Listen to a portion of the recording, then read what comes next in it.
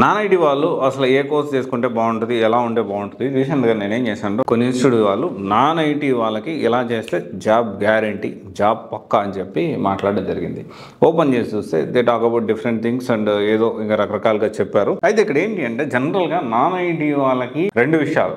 Non IT అంటే non IT నుంచి వచ్చిన వాళ్ళకైనా కెరీర్ గ్యాప్ వాళ్ళకైనా రెండు, ఎయిదర్ ఫ్రెషర్గా వెళ్ళాలి లేకపోతే ఎక్స్పీరియన్స్గా వెళ్ళాలి. అండ్ ఇక్కడ ఫ్రెషర్గా వెళ్ళాలంటే కంపల్సరీ ఇంటర్న్షిప్ త్రూ వెళ్ళడానికి ఇంటర్న్షిప్ అవకాశాలు ఉండాలి. And at the same time దాని నుంచి ఫ్రెషర్గా జాబ్ తెచ్చుకోవడానికి ఆపర్చునిటీస్ ఎలా ఉన్నాయని క్రాస్ వెరిఫై చేసుకోవాలి. లేదు ఎక్స్పీరియన్స్ పెట్టాలి అనుకునే వాళ్ళు, అంటే ఈ గ్యాప్ని నేను ఎక్స్పీరియన్స్ క్యాండిడేట్గానే వెళ్ళాలి అనుకునే వాళ్ళు, ఈ ఎక్స్పీరియన్స్ తగ్గట్టు ఈ 3 years 4 years ఎక్స్పీరియన్స్ పెట్టినప్పుడు అది మనం మేనేజ్ చేయగలుగుతామా లేదా, కోడింగ్ సైడ్ ఉందా నాన్ కోడింగ్ సైడా, ఇలా ఏంటి అంటే మల్టిపుల్ ఫ్యాక్టర్స్ అనేవి మనకు ఉంటాయి. జనరల్గా చూసుకుంటే చాలా మంది ఏం చేస్తారంటే ఈ నాన్ ఐటీ నుంచి ఇలా చేస్తే జాబ్ పక్కా వస్తుంది, అలా చేస్తే జాబ్ పక్కా వస్తుంది, అలా ఏం లేదు.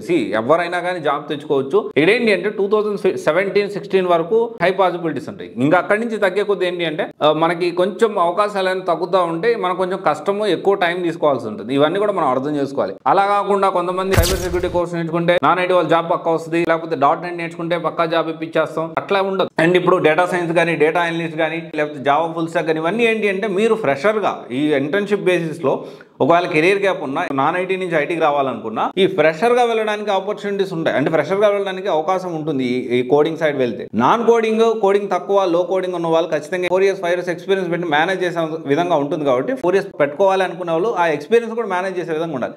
అలా కాకుండా ఏది చేస్తే అది చేస్తే అనేది కరెక్ట్ కాదు. తర్వాత కొన్ని విషయాలు మనం కన్సిడర్ చేసుకోవాలి. నాన్ ఐటీ నుంచి ఐటీకి షిఫ్ట్ అవ్వాలనుకునే కొన్ని విషయాలు, కాల్స్ ఉన్నాయా లేదా, ఫ్యూచర్లో ఉంటుందా, and at the same time మనకి సెట్ అవుతుందా, ఏ ఇంపాక్ట్ ఎలా ఉంటుంది, అండ్ ఆల్టర్నేటివ్ కాంపిటేటర్స్ ఎవరున్నారు, ఇప్పుడు ఒకటి నేర్చుకుంటే దానికి ఆల్టర్నేటివ్ ఇంకేమున్నాయి, బిజినెస్ లైన్ ఆఫ్ బిజినెస్ అర్థం చేసుకోవాలి. And at the same time ఇంకొక విషయం కూడా మనం అర్థం చేసుకోవాలి. ఏంటి అంటే హైరార్కీ ఎలా ఉంది, ప్యాకేజ్ ఎంతవరకు వెళ్తుంది, ఇది కూడా మనం తెలుసుకోవాల్సిన అవసరం ఉంది. ఇలా కాకుండా సింపుల్గా ఒకరు చెప్పింది ఏం కాదు నాన్ ఐటీ నుంచి వచ్చేసి ఆ నాన్ ఐటీ నుంచి సైబర్ సెక్యూరిటీ నేర్చుకుంటూ జాబ్ వచ్చేస్తుంది, లేకపోతే .NET నేర్చుకుంటే జాబ్ వచ్చేస్తుంది అంటే, లేకపోతే కొంతమంది జావా ఫుల్ స్టాక్ నేర్పించి జాబ్ ఇప్పించేస్తా ఉంటున్నారు. సో ఇక్కడ ఏంటి అంటే మనం అర్థం చేసుకోవాలి.